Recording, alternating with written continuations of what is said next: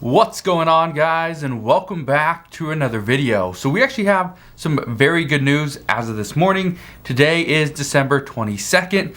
It is a Wednesday, so hopefully you guys are having a great week. So far, we're only 3 days away from Christmas Day, so hopefully you guys have a Merry Christmas as well. Now, here's what some of the good news is. First, we have good news on potentially seeing a Build Back Better Act pass, however, with more relief to the American people. That is one thing of good news. We also learned that we have really good news from the military, that from the Walter Reed Institute, they actually have a new vaccine that could potentially not just immunize you from the Delta COVID variant or the Omicron variant, but multiple different variants. So if you are open to getting a vaccine, this could be very good news. We do have some bad news though, but this is bad news with a side of good news. According to reports, we are very close to running out of money. We have about 14% more money when it comes to COVID relief. And here's the reason why this is good news. Obviously, you know why it's bad news. We're running out of money. But here's the reason why this is good news. This is good news because lawmakers are looking at this as a way to provide additional stimulus. It means if we're running out of money, we need more COVID relief. Chances are the American people need more money as well. So that is the good news there. So let's get into all the details and information of today's video. Again, thank you guys for watching. If you could, make sure you hit that like button, as it really does help out the channel. So let's get into it. Here's what we learned. The other day, Senate Republican Susan Collins, she stated that she's actually open to extending the child tax credit payments with bipartisan support. Now, Republican John Thune, who is the number 2 Republican, he says that he doesn't think many Republicans would go for this. However, Susan Collins says she doesn't want to see more than 60 million children stop receiving these payments, as they have helped them get out of poverty and stay out of poverty for the past 6 months.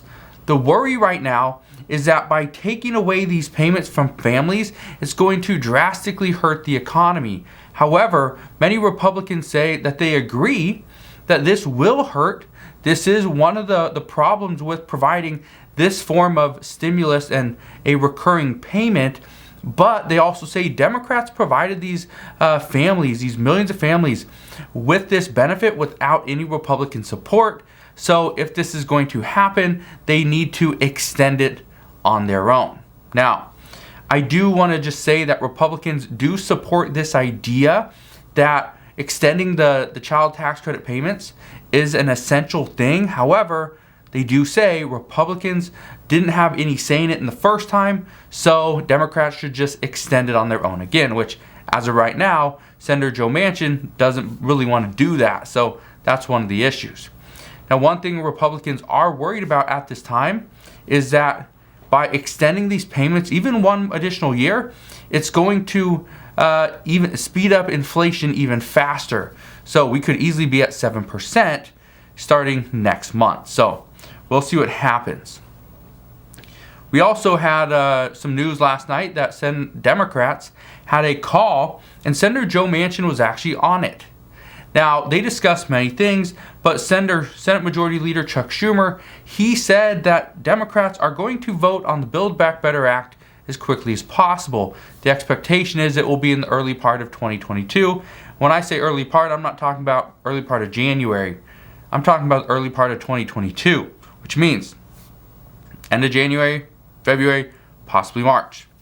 Now, there are many questions that Democrats have, but one of the questions that was asked multiple times last night is, what were the motives behind the one man, Senator Joe Manchin, from holding up this bill? Now, I just want to be very clear that over the past few days, ever since Senator Joe Manchin said on Sunday that he wouldn't support the Build Back Better Act as it stood, we got a lot of reports from residents out of West Virginia saying that they did support the bill. It was something that they wanted to see. So now Senator Joe Manchin is getting the blowback from West Virginians who are actually extremely upset with him for holding out on this bill. So this could actually mean a U-turn from Senator Joe Manchin on this bill. However, I just want to be very clear, If you're worried about inflation, just understand a U-turn means we are going to potentially see this bill pass. But just keep in mind, if this bill passes, it will not be the bill that President Biden was first looking at.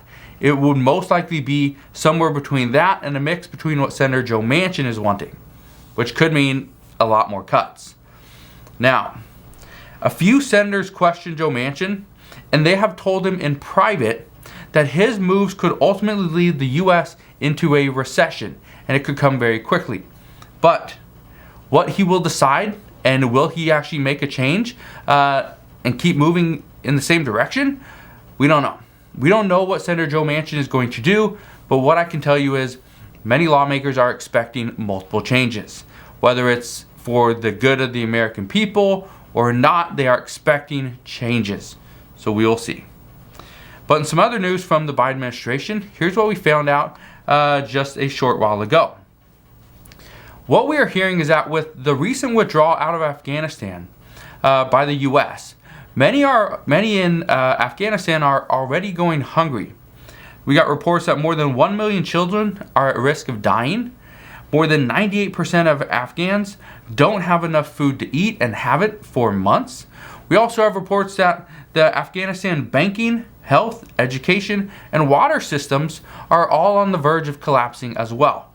So, we have heard the calls for this in the past, but with more and more pressure from lawmakers and the public coming to the Biden administration, they're actually considering unfreezing around $6 billion in reserves, or a good portion of it. Currently, Afghan citizens are crossing into Iran just to find work there, as right now there's not much in their home country. But we do know that millions of Americans question Biden's moves. When we withdrew from Afghanistan back in August, September, and we withdrew so quickly. Now, many expect something has to be done just as fast, but it needs to be thought out. We cannot just go and provide these reserves to the Taliban. But I want your thoughts on this as well. And let me ask you, do you think we pulled out of Afghanistan too quickly in the first place? Do you think it wasn't very thought out? Or do you think we should simply right our wrongs and allow the Taliban access to about $6 billion in funding? What do you think? Let me know down in the comment section below. Now, let's talk about some news from the Secret Service. Just the other day, we learned that more than $100 billion was lost due to theft or fraud from about $3.4 trillion in stimulus funding. According to the Secret Service, they say that more than $100 billion was stolen because of the ease of funding. And I want to bring this up because this is something that lawmakers have been looking into over the past few months.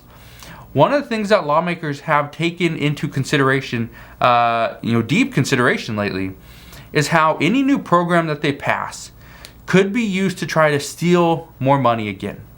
And so here's the issue. Things like the child tax credit payments, unemployment benefits, stimulus checks, what else do we have? Even the Paycheck Protection Program, even the funding from that. These were all huge targets for thieves, and there's probably more that I'm forgetting as well.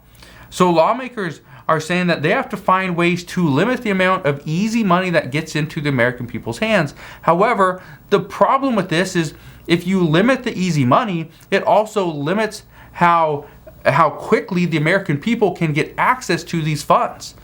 For example, one of the safest ways to actually provide any assistance right now is through rental assistance. For one, because the payments are so slow. There's so many hoops you have to jump through in order to get it. Many thieves would not even touch that. And so that's the issue, is the easiest money comes out the fastest, but at the same time, it's also the easiest to target. That's where we lose the majority of our funding. But again, the American taxpayers still have to pay this back. So that creates an issue. Every single person is going to have to pay more in taxes over the next 50 or 100 years in order to pay back what many people have already stolen. So the only thing that many lawmakers are asking is we only provide funds for those that truly need help. That's it. But again, that's what Senator Joe Manchin has been asking for. but we'll see if that's actually what gets done. But let's get into some COVID news for today, and some of this is big news. The biggest news as of today is that the U.S. Army, and this actually came out yesterday as well, the U.S. Army is very close to developing a vaccine against all COVID variants, or a large portion of them. They have just finished up their phase 1 human trials, but they say the results were extremely positive. Now, the Walter Reed Army Institute of Research, they have been working on this vaccine for just about 2 years. The good news is that they aren't trying to chase the current variants like Delta, was the Mu, and then we went into, well, there's other ones in between, but then we also obviously got to Omicron. Here's what I can tell you. The way the military vaccine is supposed to work or set up is the vaccine actually inputs more than 20 spikes of variants into the human body. And then it's going to allow your body to fight off the virus. Okay, it just puts a little bit into your system. But by doing this with so many spikes of variants at once, they are saying that our bodies can create our own immunity to viruses that researchers may not even know about yet. So the good news is, this isn't just going to fight off Omicron or Delta, it would fight off multiple new variants as they start to mutate, which would be very good news. But again, this is only good news, and this is only a game changer if you are open to getting the vaccine. If you're not open to getting the vaccine, then just understand that's not going to help you. But again, we're still a ways away from getting FDA approval on this, so we'll see what happens there. We also know in a new study that Omicron has an 80% lower risk of hospitalizations than Delta. This is great news. We also know that California will require health workers to get their booster shots coming very soon. And more details will be announced sometime today. Now, that's not the best news because I know some people do not want to go and get the booster shot just yet. But others say that yes, they will get it. So we'll see what happens there. We also know that according to the Committee for a Responsible Federal Budget, they say that Washington has already sent out about $4.9 trillion, or about 86% of the emergency COVID relief funding. Excuse me, about $4.9 trillion. We have only approved about roughly $5.7 trillion in funding. So we have about $800 billion more in funding that we can pass out before we pretty much run dry. But keep in mind, here's what's happening over the next month or so. We still have to fund hospitals and testing centers across the nation, and we're sending out 500 million at-home COVID tests. These are rapid at-home COVID tests, so these things aren't cheap. So we are going to blow through this funding very soon. We do not have an end date as to when the funding will run out, but as soon as we do, I promise I will fill you in on all the latest news and updates. Again, one thing I just want to say is that there's a lot more information coming out. A lot of it is impacting every single one of us, but in detail is pretty much pertaining to stimulus, the infrastructure, the Biden administration, the Federal Reserve, COVID, the Omicron variant, and everything in between. But again, as soon as we know more, I promise I'll be back. I will fill you in on all the latest news and updates. Again, just want to thank you guys for watching. Have a wonderful rest of your day. Consider subscribing, and I'll see you guys on the next one.